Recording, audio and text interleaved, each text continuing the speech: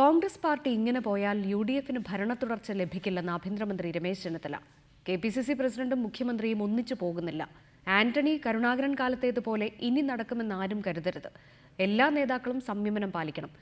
312 ബാറുകളുടെ കാര്യത്തിൽ മുഖ്യമന്ത്രി ധൃതി പിടിച്ച് തീരുമാനമെടുത്തതുകൊണ്ടാണ് തിരുത്തേണ്ടി വന്നതെന്നും രമേശ് ചെന്നിത്തല പറഞ്ഞു. കെ.പി.സി.സി പ്രസിഡന്റിന്റെ സ്ഥാനത്തേക്ക് ഐ ഗ്രൂപ്പ് മത്സരിക്കുമെന്ന് രമേശ് ചെന്നിത്തല ക്ലോസ് എൻകൗണ്ടറിൽ വ്യക്തമാക്കി.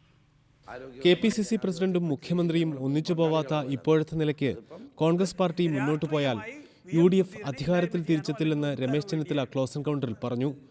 ആന്റണി കരുണാകരൻ കാലത്തേതുപോലെ ഇനി നടക്കുമെന്ന് ആരും കരുതരുത്.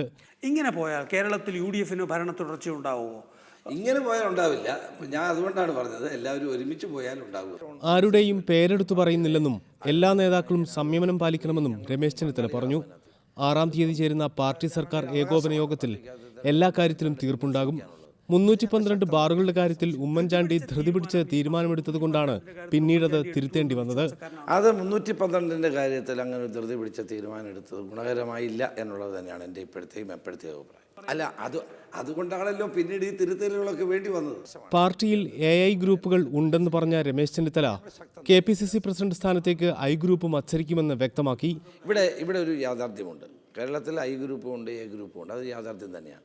മത്സരം പാർട്ടിയിലെ ആരോഗ്യകരമായ ജനാധിപത്യ പ്രക്രിയയാണെന്നും രമേശ് ചെന്നിത്തല ക്ലോസ് എൻകൗണ്ടറിൽ പറഞ്ഞു. News desk reporter.